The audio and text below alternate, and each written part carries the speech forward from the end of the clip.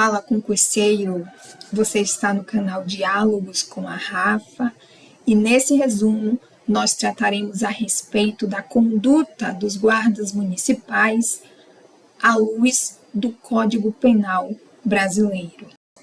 Muito bem, e para que o seu estudo seja leve, tranquilo e você tenha uma excelente compreensão, não foque na minha voz, tudo bem? Eu não sou locutora, foque no conteúdo. E vamos começar falando de quando o guarda municipal pratica uma conduta que é tipificada no Código Penal brasileiro, mas alega estado de necessidade. Isso é possível? Vem comigo que eu te explico.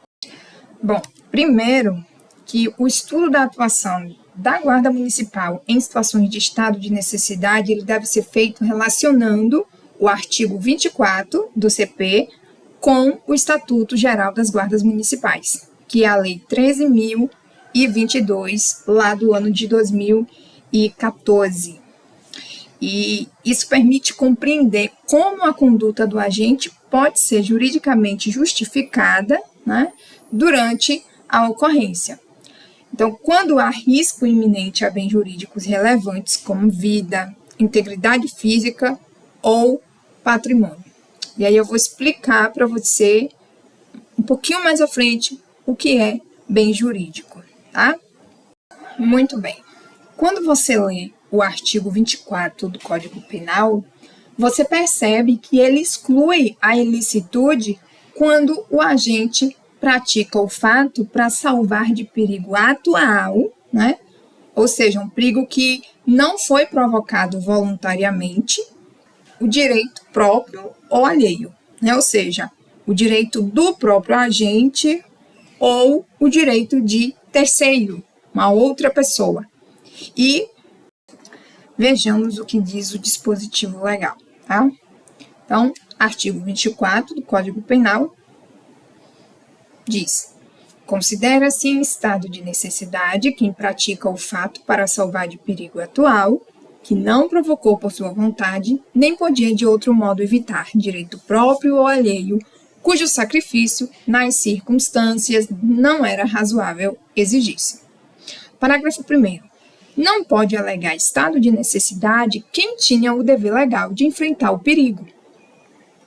Parágrafo 2º. Embora seja razoável exigir-se o sacrifício do direito ameaçado, a pena poderá ser reduzida de 1 a 2/3. Observe, como eu disse, esse artigo permite que alguém pratique um fato típico, né, para salvar um direito próprio ou alheio diante de um perigo atual, desde que não tenha provocado esse perigo e nem possa evitá-lo de outro modo. Porque se havia outra possibilidade de evitar o perigo e o agente não o fez, né, não adotou, ele não poderá se valer da excludente de ilicitude. Mas o que é fato típico? Vamos lá. No direito penal, o fato típico é a conduta humana que se encaixa perfeitamente naquilo que é descrito como um crime previsto em lei. Então, o fato típico é composto por 4 elementos principais: conduta, resultado, nexo causal e tipicidade. Mas isso é conversa para uma outra hora, já que a sua prova de guarda municipal não cobra esses elementos até então com tanta profundidade, né? Pelo menos não no que diz respeito ao edital das guardas municipais do concurso público de Itaperoá. Então, sigamos. Para melhor compreensão, né, do que nós estamos abordando, vamos precisar também saber do conceito de estado de necessidade, ok? Então, o que é o estado de necessidade? É uma situação em que o agente ele se vê obrigado a violar um bem jurídico para proteger outro de valor igual ou superior. Vamos entender o que é o bem jurídico? Bem jurídico, querido concurseiro, é o objeto que está sendo protegido pela norma penal.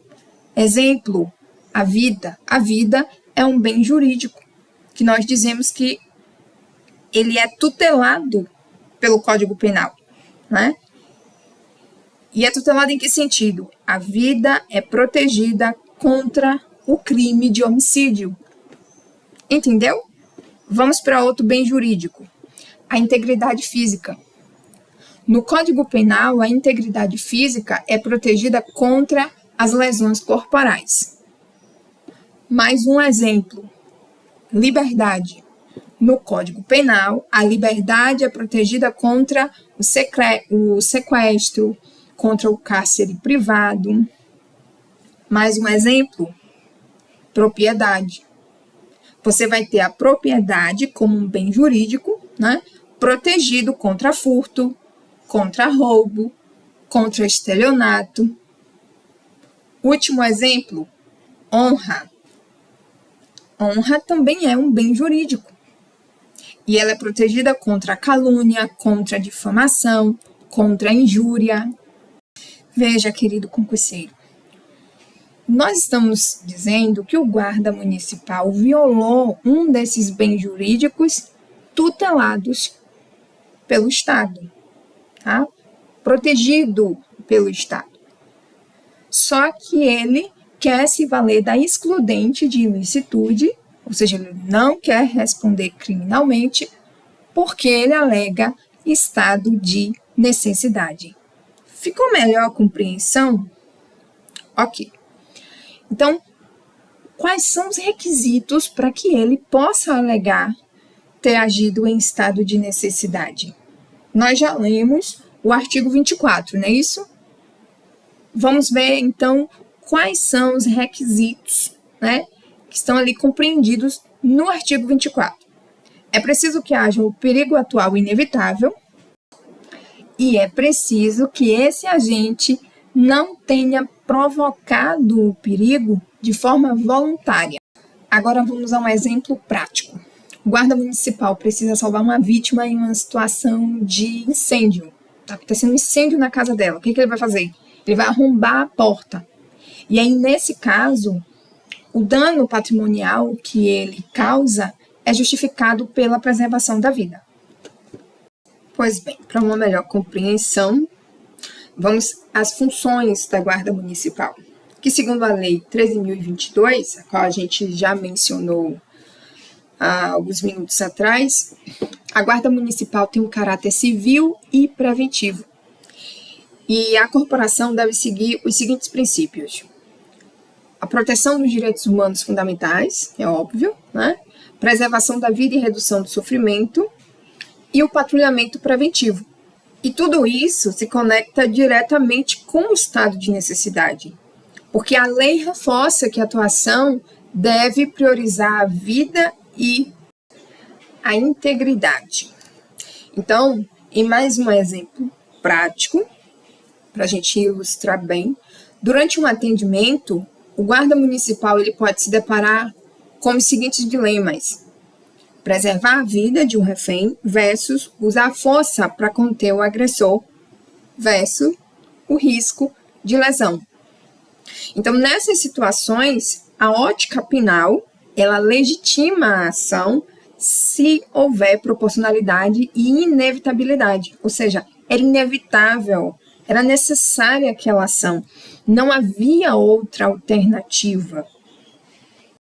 O que você deve se atentar na hora da sua prova é o seguinte: proporcionalidade, em que o bem que foi sacrificado, ele deve ter um valor menor do que o que foi protegido. A inevitabilidade, o que a gente já comentou, não pode haver outro meio menos lesivo, ou seja, não havia outra opção. Tinha que acontecer a aplicação da força, enfim. A legitimidade funcional, né? Então, a ação ela deve estar dentro das atribuições do guarda municipal, ok? É bom que você não fique apenas ouvindo esse resumo, mas até anote para uma melhor fixação. Você vai ver que vai dar uma ótima revisão.